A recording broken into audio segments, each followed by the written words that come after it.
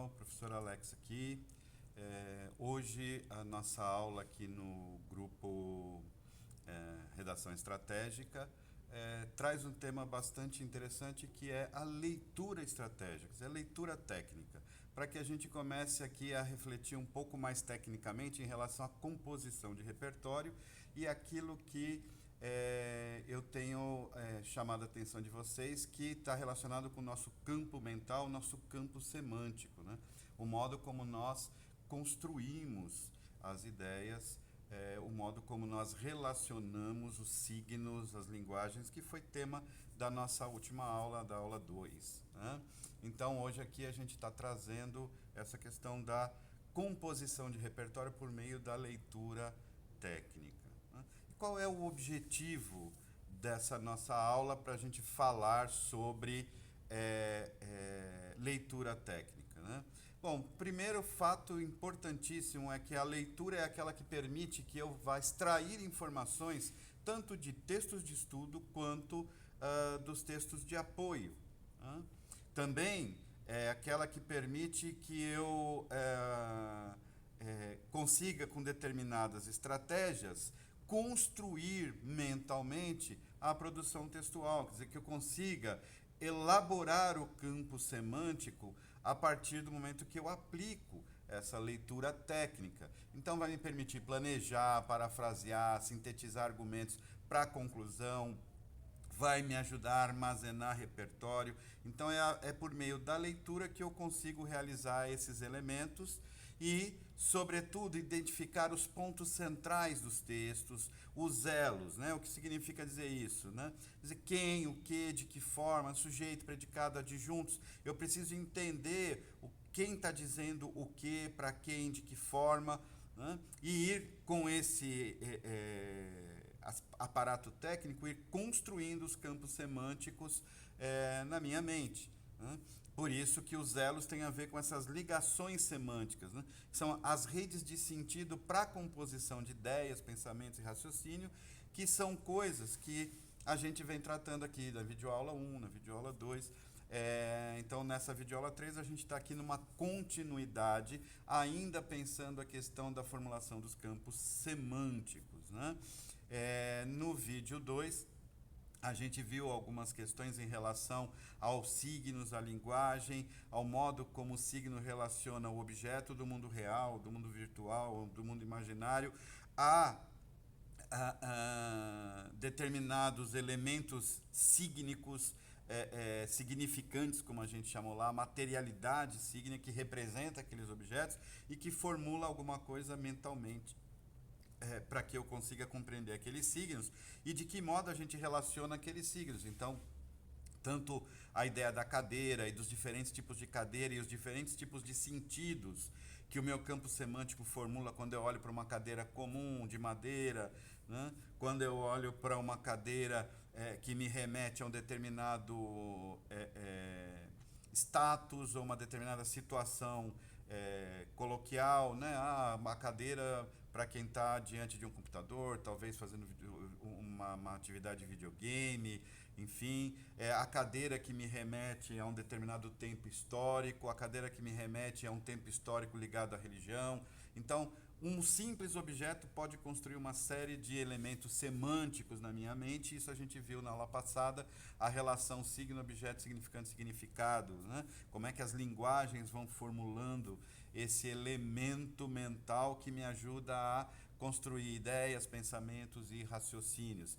E a gente viu também que há uma série de ligações semânticas que a gente cria, né? Então, quando pegamos lá o texto do Ricardo Ramos, e no texto do Ricardo Ramos, nós tivemos a oportunidade de observar que o texto, o mini-conto, que está lá na aula 2, ele constrói toda a história do personagem usando apenas substantivos, né?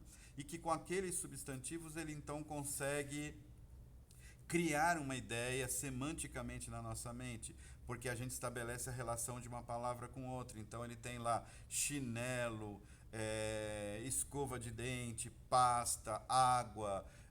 Ele vai trazendo esses elementos, palavras, e a gente vai, a partir dessas palavras, compondo uma história né? Claro que não só porque aquelas palavras trazem esse campo semântico, mas porque também nós temos já semanticamente organizado em nossa mente certas atividades matinais. Então, quando eu olho para aquelas palavras juntas e começo a construir a cena, eu não só estou me baseando naquilo que está posto no texto, nas palavras que estão no texto, mas também trago aquilo que está mentalmente na minha cabeça, né? Aquilo que semanticamente eu trago sobre uma atividade matinal. Aquelas palavras ativam o meu campo semântico e eu trago um conhecimento de fora do texto para dentro do texto para poder construir semanticamente aquelas ideias. E eu disse para vocês que essa questão era importante ali naquele exercício, exatamente porque agora a gente vai entender tecnicamente a leitura e o que é que significa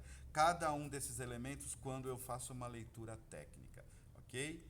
Bom, então, dito os nossos objetivos, eu preciso relembrar também que já no na videoaula 1, a gente apontou que, para além do campo semântico, compreender a estrutura do texto também é fundamental para me fazer sair da condição de modelo, de copiador de modelo e me colocar numa condição de modelador, né? De fazer a modelagem do meu texto. E que a ideia de estrutura era fundamental. Disse eu lá que a gente tinha que pensar em macroestrutura e microestrutura.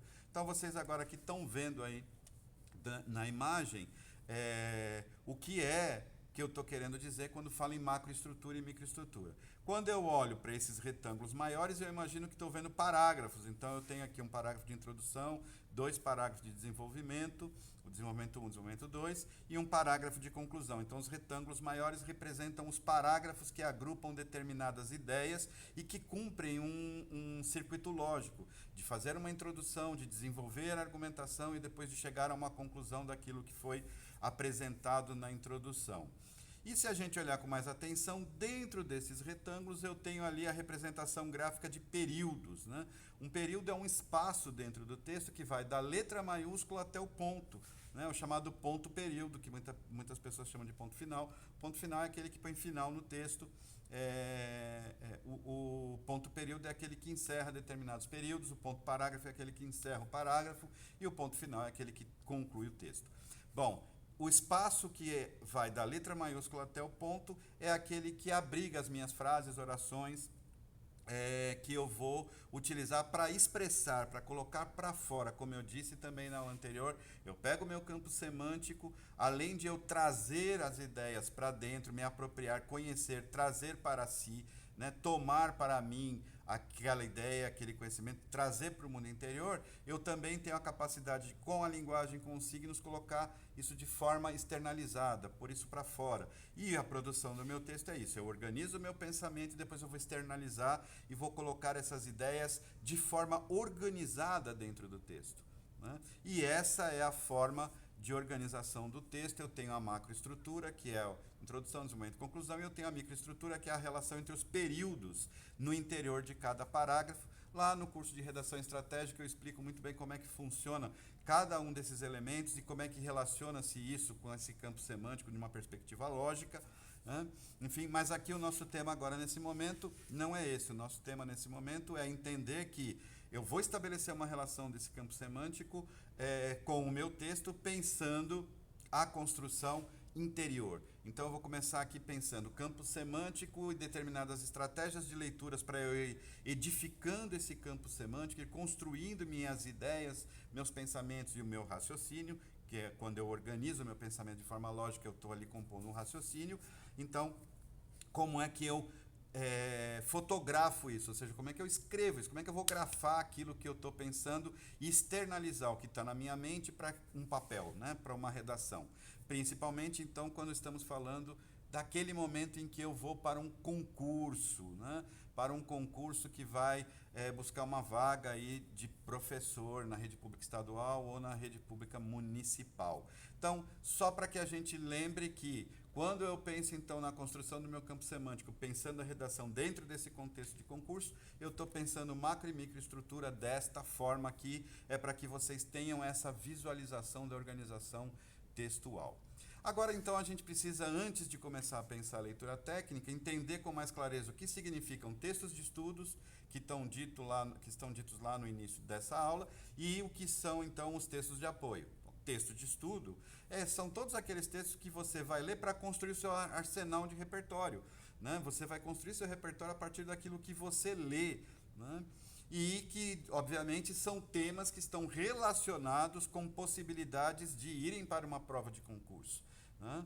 Então, quando eu vou ler um texto dessa natureza, eu preciso identificar o que é o geral, o que é o particular, eu preciso compor argumentos na minha leitura, eu preciso internalizar fatos, dados, exemplos, citação de autoridade, para armazenar tudo isso na minha mente, né? Então, a leitura do texto de estudo, ele me permite extrair esse tipo de informação, né? E o que também serve para treinar a minha habilidade, não só de extrair a informação, mas de realizar leituras de forma técnica em pontos fulcrais, porque eu estou procurando aspectos específicos e é o que eu vou procurar demonstrar hoje aqui. O que é a leitura técnica, como eu vou em cada texto buscar esse recurso, para que eu possa, então, construir um campo semântico que me dê sustentação. Então, o objetivo dos textos de estudo é extrair essas informações todas para compor o meu campo semântico, que eu vou levar para a prova, né? Porque lá na prova eu vou encontrar determinadas palavras, determinados elementos que vão gatilhar, disparar o meu campo semântico para que eu consiga juntar o que eu trago de fora com o que está proposto na prova, né? E então eu consigo organizar esse turbilhão de ideias, em pensamentos, em raciocínio, para poder redigir, escrever, colocar no papel e conseguir me sair bem. Também, para além da construção do campo semântico, os textos de estudo que eu vou buscar fora, que eu vou buscar nas minhas leituras, os exercícios que estão propostos lá na caderneta pedagógica dentro do grupo, eles têm essa ideia, essa justificativa, ou seja, você vai até o exercício lá da caderneta pedagógica, vai encontrar uma situação, um problema, que anuncia um estudo de caso, né? E esse estudo de caso, ele não só aponta a questão que você vai refletir, o que você tem que refletir, de acordo com aquilo que é proposto na prova, mas ele te dá caminhos para você resolver aquilo. Como assim? O caderneta pedagógica, ele traz junto com ele, se você não olhou ainda, não viu ainda, ele traz a folha de apoio. Na folha de apoio você vai ter autores que são fundamentais você trazer para discutir aquele tipo de problema, né? E junto com isso ele traz frases que foram ditas por esses autores que podem ser usadas como citação de autoridade dentro do texto, mas que também servem para você compor o seu campo semântico ao responder a determinados problemas, né? Então, vem não só aquilo que o autor disse, mas vem também uma explicação sobre aquilo que ele disse e a relação que aquilo tem com o problema que está apontado lá naquele estudo de caso, para que você possa compor esse campo semântico na sua mente em relação àquele problema específico, né? Então, a caderneta pedagógica, ele é um instrumento bastante poderoso para a gente ir criando esse nosso arsenal de repertório que eu estou condicionando aqui, ok?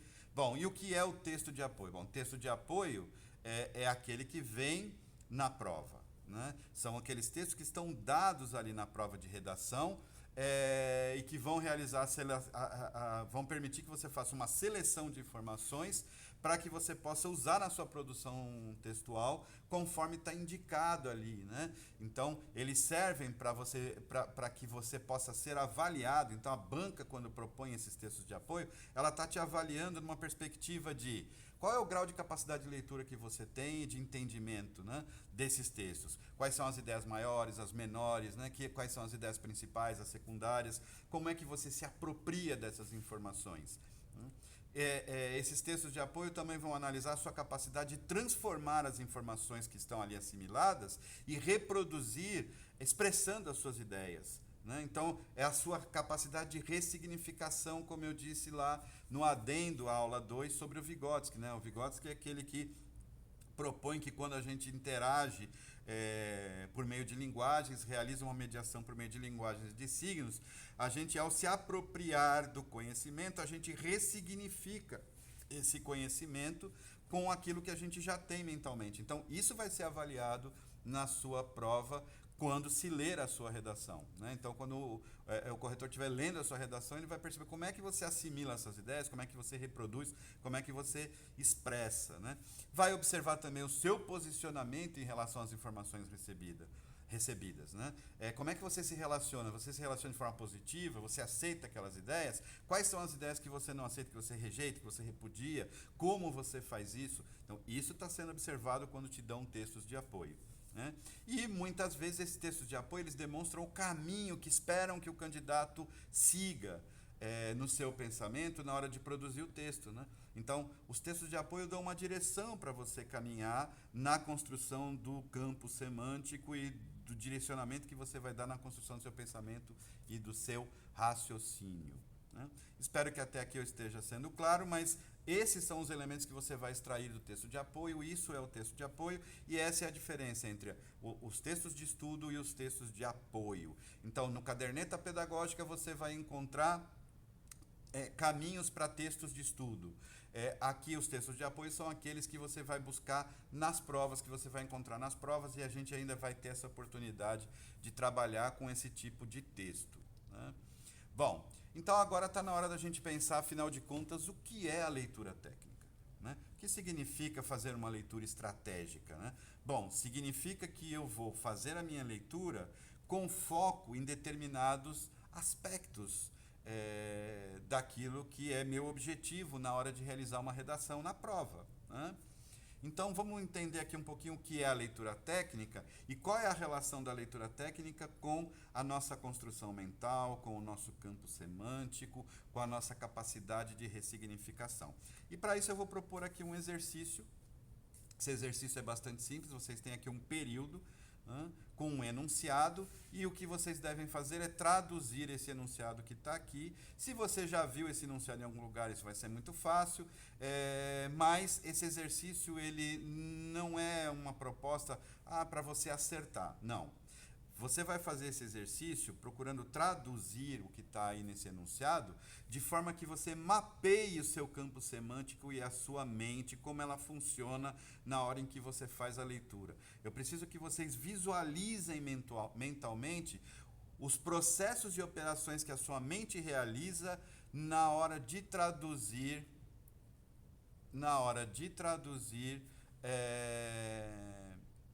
o texto que aparece aqui, ok? Então, vocês têm aqui um enunciado.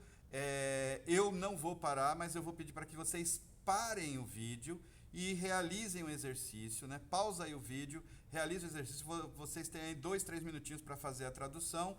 E aí, quando vocês retornarem ao vídeo, eu vou continuar aqui explicando quais são as expectativas em relação a esse exercício, ok?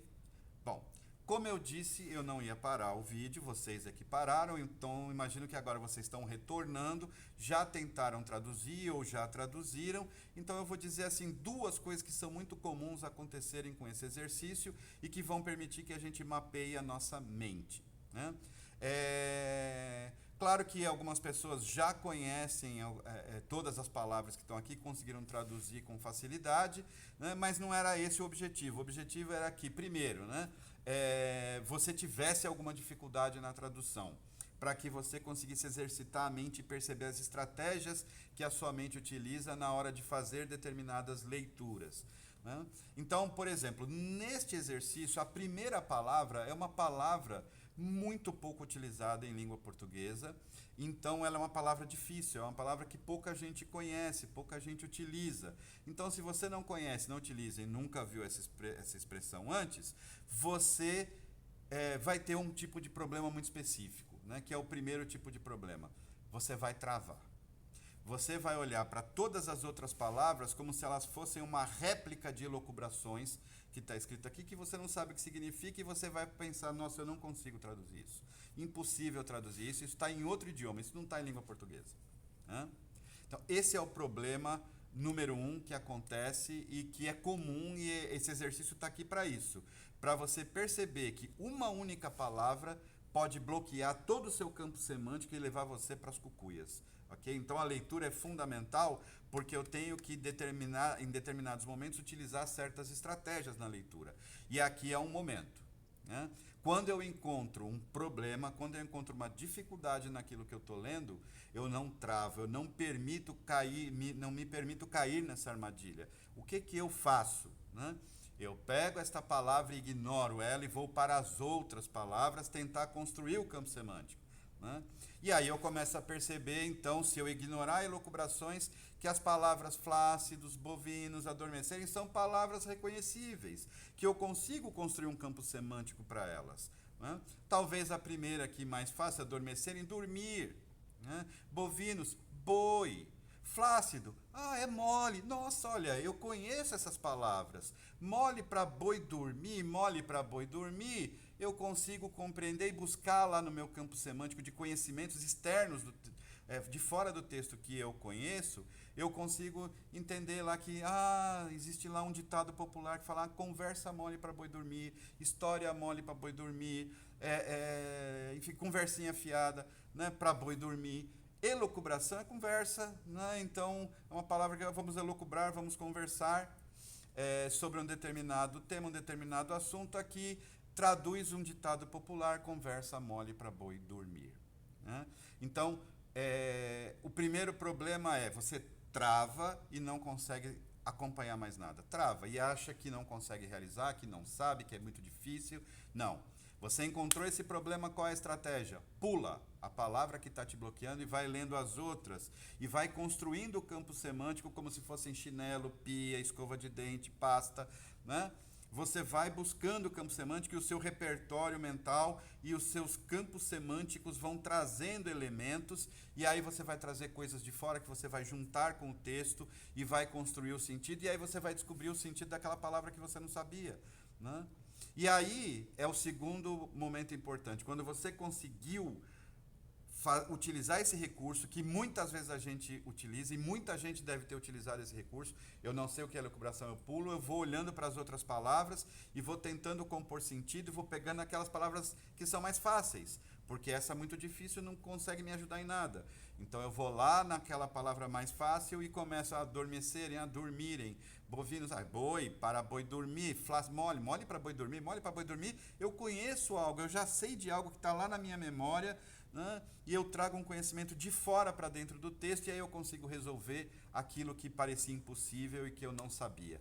Então, essas são duas estratégias de leitura que a nossa mente utiliza naturalmente. Às vezes eu travo e não consigo realizar e às vezes esse problema me leva para um problema mais simples, que é o problema de encontrar palavras reconhecíveis, e uma vez que eu encontrei essas palavras reconhecíveis, eu vou conseguir traduzir e entender aquilo que parecia difícil e impossível.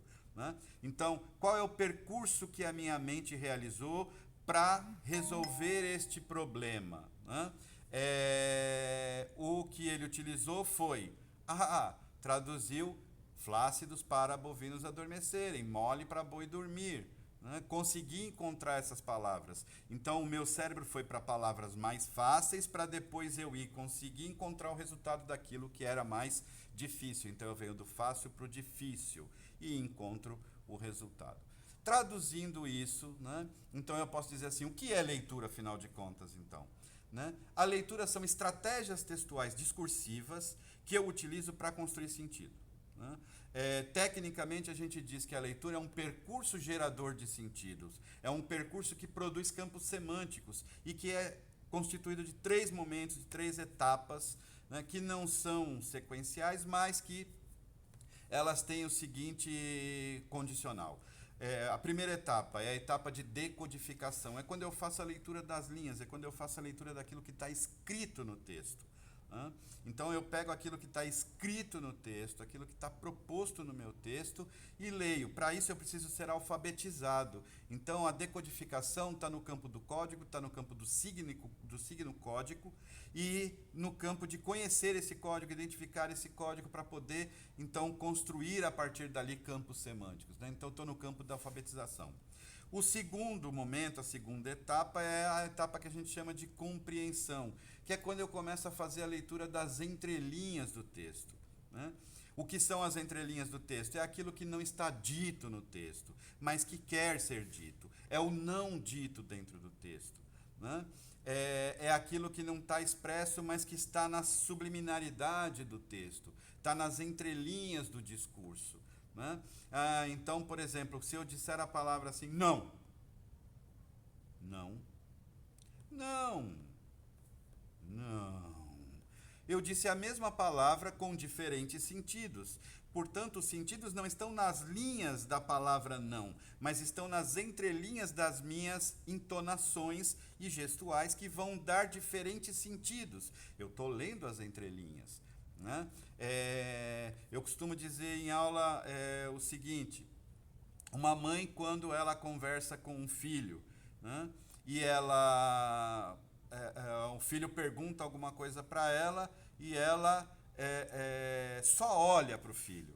Ela não precisa responder, né? Ela só olha e o filho já sabe pelo olhar, né, o que aquilo quer dizer. Ele está lendo as entrelinhas, porque nada foi dito. Ele leu o que não foi dito, né? E todo o texto traz um campo semântico nas linhas, que me constrói ideias, e um campo semântico nas entrelinhas, aquilo que está oculto, aquilo que quer ser dito, mas não está expresso, né?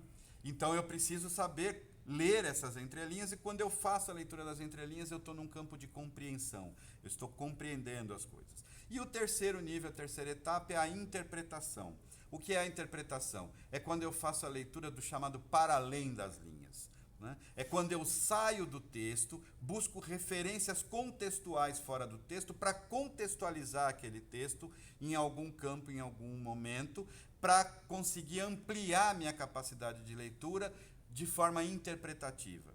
Então, quando você realiza uma prova, você tem sempre questões ou aspectos dentro de uma questão da redação, por exemplo, que vão testar a sua capacidade de decodificar o texto, de ler as linhas, de compreender o que está nas linhas, e aí pular para as entrelinhas, ir para aquilo que não está na superfície, mas está nas entrelinhas do discurso, e a sua capacidade de interpretar, de contextualizar aquele texto, de trazer repertórios externos para a contextualização desse texto. Ou seja, o percurso gerador de sentidos, ele é aquele que sai do código, sai do signo, das linguagens, para, do dito, expressar o que quer ser dito e expressar aquilo que é contextual. E aí eu faço um percurso da decodificação, da compreensão e da interpretação. Estrategicamente, a nossa mente não segue essa linha. Uma vez que eu estou alfabetizado, que eu conheço o código que eu estou lendo, eu fico entre decodificação, compreensão e interpretação. Por exemplo, no exercício anterior, em que a gente tinha lá uma palavra desconhecida, eu não consigo decodificar, né? E se eu não consigo decodificar, e eu imagino que todo o resto está no mesmo nível, eu travo e parei na decodificação. Eu não consegui ler o que está nas linhas. Mas se eu pulo a palavra difícil e eu reconheço os signos que estão, as palavras que estão na sequência do enunciado, eu consigo ler as linhas. Quando eu consigo ler as linhas, eu consigo juntar uma com a outra e estabelecer a compreensão. Eu consegui, então, ler as entrelinhas do discurso. Mais do que isso, eu precisei interpretar, eu precisei que aquelas palavras disparassem o meu campo semântico e o meu campo semântico trouxesse elementos para que eu pudesse, então, aí contextualizar e aí sim, isso é um ditado popular, então, conversa mole para boi dormir, né? Espero, então, que tecnicamente isso esteja claro para vocês e como é que estrategicamente a gente vai operar isso, né? Então, eu vou usar o exemplo aqui do nosso estudo de caso, que está lá na caderneta pedagógica, né? E para que a gente possa, então, traçar um percurso gerador de sentido e construir o nosso campo semântico a partir daquilo que a gente está lendo. Então, eu vou imaginar que aquilo que está proposto é um texto de apoio, né? Porque ele está ali na prova e que vai necessitar que eu traga uma série de textos de estudo, né, que estão lá na folha de apoio, né? Bom, eu tenho então um problema. Neste problema, a professora está em sala de aula com uma determinada turma e uma aluna chega para ela e relata um problema, e aí esta professora percebe o grau do problema e procura ajuda, então, numa determinada comissão que há lá na escola e que hoje nas escolas, ao menos nas municipais, talvez nas estaduais também, mas que eu sei nas municipais, essas comissões de mediação e conflito, elas estão estabelecidas nas escolas, né? Bom, então, eu vou fazer a leitura dessa proposta buscando pistas, buscando palavras que vão disparar o meu campo semântico para eu conseguir decodificar, compreender, interpretar o que está ali e construir possibilidades de resposta, né, para o problema que está proposto. Então, eu aqui coloquei assim, aula é uma palavra-chave, 7º ano é uma palavra-chave. Por que aula é uma palavra-chave? Porque está me dizendo uma opção de coisas. Está me dizendo que está acontecendo alguma coisa em algum lugar específico. Quando eu pego o 7º ano, está me situando, mais do que especificamente, no ensino fundamental 1, no 7º ano eu tenho já na minha cabeça qual é a idade daquelas criaturinhas que estão ali atuando junto comigo na sala de aula, né? Quando eu vejo alvo, eu já imagino, bom, se alguém foi alvo, alguém disparou alguma coisa, essa pessoa, então, ofendida, ela foi alvo de uma ofensa. E que ofensa foi? Uma ofensa religiosa. Religião é outra palavra-chave. Isso deixou ela abalada, isso abalou essa pessoa, por isso que ela veio até mim, foi até a professora. Então, eu consigo ir construindo com essas palavras um campo semântico semelhante àquele que eu vi lá no chinelo, pasta de dente, água, enfim, né? Se sentiu discriminada, constrangida. Bom, discriminação, constrangimento, bom, é grave o problema e isso me leva a questões que são legais, né? Extrapola a sala de aula. Bom, então não dá para resolver isso sozinha na sala de aula. A professora pensou isso, né? Então tenho que ir para uma comissão de mediação de conflito. Bom, a comissão discutiu e encontrou duas visões divergentes, então tem uma divergência de pensamento, né?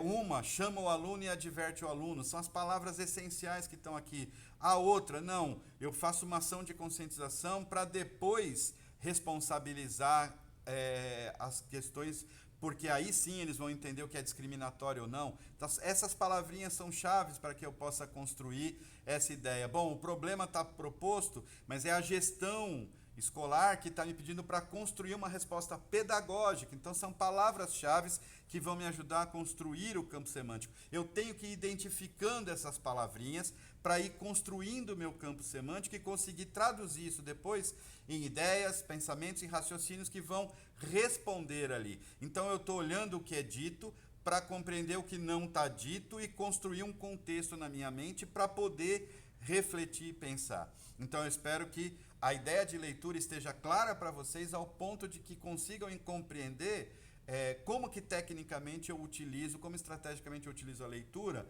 para poder responder uma questão redacional dentro de uma prova dessa natureza, né? Bom, se ficou claro para vocês, então eu vou propor aqui um exercício rápido de compreensão. Ele não é um exercício para você realizar agora, porque ele vai pedir que você vá lá na caderneta pedagógica, leia o problema com mais calma, que é o que está aqui posto, leia qual é a sua missão em relação a isso, o que a banca está esperando que você responda em relação a esse problema. Você vai pegar as pistas que eu te dei aqui e vai pegar a folha de apoio, vai ver quais são os autores que estão sendo elencados e que se relacionam a esse tipo de problema, quais são as leis, né? Quais são os documentos legais que eu preciso pensar e utilizar, né? Lá na caderneta pedagógica eu propus que vocês pelo menos utilizassem 2 documentos para responder a esse exercício e pelo menos 3 daqueles autores para você também poder sustentar ali a sua argumentação pedagógica para resolver o problema, né? Bom, uma vez que você já sabe disso, instrução que eu vou te dar desse exercício é o seguinte: você vai escrever pequenos parágrafos. Então, lembram lá da estrutura? Eu não vou escrever o texto inteiro, eu vou escrever só pequenos parágrafos. Então, eu vou me concentrar em períodos que estão lá dentro, eu vou me concentrar na microestrutura sobre esse tema, né? Que é um estudo de caso, e eu vou utilizar ao menos 2 retomadas por paráfrase. E aí eu vou explicar o que significa essa retomada por paráfrase, que é uma estratégia discursiva, é uma estratégia para escrever a redação, né? Eu tenho lá, por exemplo, o Saviani como um autor que tem que ser utilizado para a solução, para a resposta desse problema. É um dos autores que tem que ser utilizado. Eu posso escolher esse ou outros, né, que estão lá indicados. E o Saviani tem uma frase lá, inclusive, que diz o seguinte: a prática pedagógica é uma mediação necessária entre os conteúdos e os sujeitos sociais, Vygotsky aplicado aqui, lembram? Conhecimento e sujeito, conhecimento e o ser, né, visando a transformação por meio da mediação, zona de desenvolvimento proximal, a transformação da realidade, né? Então eu vou pensar aquele problema de modo que eu utilize isso. Bom, eu vou pegar então uma pista do meu problema, que ela primeiro se resolve promover a ação de conscientização, porque parte do que a comissão estabelece é que uma parte dela acha que já tem que ir resolver o problema, chamar o aluno e já dar logo de cara uma sanção para aquilo que ele construiu. Uma outra acredita que você precisa promover uma ação de conscientização. A ideia, então, é que você escolha um dos dois. É evidente que essa é a solução que você tem que encontrar. Você não pode, até que por uma questão legal, pelo ECA, etc., você não pode, legalmente, chamar um aluno para admoestá-lo ou para criar uma sanção qualquer em relação mesmo a um problema grave como esse, se você não tem garantido que na escola houve uma ação de conscientização e que aquele aluno tem noção do que ele fez, né? Então, legalmente, você não pode fazer isso. Então, a sua escolha tem que ser, primeiro, promover uma ação de conscientização na escola, para depois, sim, você poder aplicar sanções, se isso se repetir, uma vez que o aluno compreenda a gravidade da coisa, né? Então, se eu vou pegar essa palavra-chave, bom, eu vou usar, né, eu preciso dar uma resposta pedagógica, né? Então, eu vou pegar essa frase do Saviani para parafrasear. O que significa parafrasear? Eu vou retomar aquilo que está ali, dito pelo Saviani, só que eu não vou usar a frase específica do Saviani. Eu vou pegar o problema e o que eu compreendi do problema e o campo semântico que eu construí do problema, vou juntar com o que eu compreendi e contextualizei em relação ao que eu li do Saviani. Então, eu tenho um monte de ideias sobre o que o Saviani está dizendo, eu sei o que ele quer dizer com isso, eu não sei repetir ipsis liter o que ele falou, mas eu sei o que aquilo significa, eu compreendi aquilo, né? Então, eu vou parafrasear o Saviani, eu vou escrever com as minhas próprias palavras aquilo que eu compreendi do que o Saviani colocou lá na obra dele, né? E aí eu vou, então, primeiro contextualizar a questão da minha decisão de que primeiro eu vou promover uma ação de conscientização. Então, eu começo escrevendo o período dizendo assim, bom, a promoção da consciência dos estudantes em relação aos diferentes modos de pensar e de sentir, das pessoas, permite uma modificação do comportamento destes em relação aos vários aspectos da diversidade humana. Mas, neste caso, mais especificamente, focando na intolerância religiosa. Então, eu estou trazendo o problema e eu estou trazendo a questão da conscientização e já estou traduzindo, de alguma forma, o que o Saviani disse, né? Uma ação pedagógica por meio de mediação transforma a realidade. E aí eu vou, então, agora reafirmar isso, usando o Saviani e parafraseando agora não só o problema, com a solução que eu estou pensando, com a questão de ação de conscientização que o meu campo semântico foi construindo, eu vou parafrasear literalmente a frase ali do Saviani e vou dizer assim, bom, como já nos ensinou o Saviani, será nossa ação fundamentada pedagogicamente, nossa de professores, aquela que permitirá que uma mediação ocorra entre os sujeitos envolvidos no processo, né, de conscientização, etc., e os novos conhecimentos e perspectivas sobre a temática que ele vai construir, né, o que, por sua vez, conduzirá, espera-se, imagina-se, acredita-se, né, a uma modificação do comportamento da comunidade escolar, porque é isso que eu quero com essa ação. Então, eu estou organizando o meu pensamento, com o meu campo semântico eu estou estabelecendo uma relação de sentidos em que eu passo da decodificação para a compreensão, pela interpretação, e vou modelando isso num discurso, num enunciado, que traduz o que eu estou pensando e que depois fundamenta o meu pensamento a partir daquilo que eu li, que eu compreendi, da obra do Saviani, daquilo que é essência na obra do Saviani, para pensar essa situação específica aqui e traduzir isso num texto discursivo. Ok? Então, esse é um exercício rápido que a gente vai fazer aqui, que vocês acompanharam, porque eu estou propondo, então, uma tarefa da semana para vocês, né? Qual é essa tarefa da semana? Bom, vou pedir para que você leia, né, na lista de atividades lá, construindo o percurso gerador de sentidos, a partir da leitura do estudo de caso, que está lá, postado essa semana no grupo, em relação à caderneta pedagógica, né? E que você vá também na folha de apoio para fazer as paráfrases e retomadas. Então você vai mapeando, ou vai seguindo o mapeamento que eu fiz aqui mesmo, né? Das palavras-chave que você vai utilizar para construir o seu campo semântico, puxar o seu campo semântico. Na caderneta você vai encontrar, na folha de apoio, autores que você vai observar e vai construindo ali, vai fazendo os elos, vai fazendo a ligação entre esse autor com essa parte do texto, esse autor com essa parte do texto, essa lei com essa parte do texto, e vai construindo uma resposta e uma solução para o problema. Então, eu não quero que você construa o texto, eu quero que você pegue pequenas palavras que estão lá grifadas, junto com alguns autores, e construa o sentido e o significado, e escreva um pequeno texto com alguns períodos, um parágrafo só, eu escrevi 2 períodos ali no exercício, né? Não precisa mais que isso, mais que 2 períodos. Então vai escrevendo pequenos períodos para você exercitar essa relação que existe entre a sua mente e a organização do texto, a organização do raciocínio. Como é que o seu campo semântico estrategicamente atua, porque de cada um age de uma forma. Isso é uma coisa que você precisa descobrir, como é que funciona internamente. Eu estou aqui te dando teoricamente como as coisas funcionam e te mostrando e demonstrando como isso funciona na sua mente, no texto, como são os recursos técnicos que você utiliza, mas para cada um isso vai funcionar de um jeito. Então você precisa ir mapeando a sua mente, né? Se ela trava muito, o que eu tenho que fazer? Travei, eu sei que eu tenho que pular isso e ir para uma outra mais fácil. Eu tenho que ir para uma outra que eu consiga relacionar. Eu não vou ficar parado aqui, travado, e deixar a armadilha me prender, né?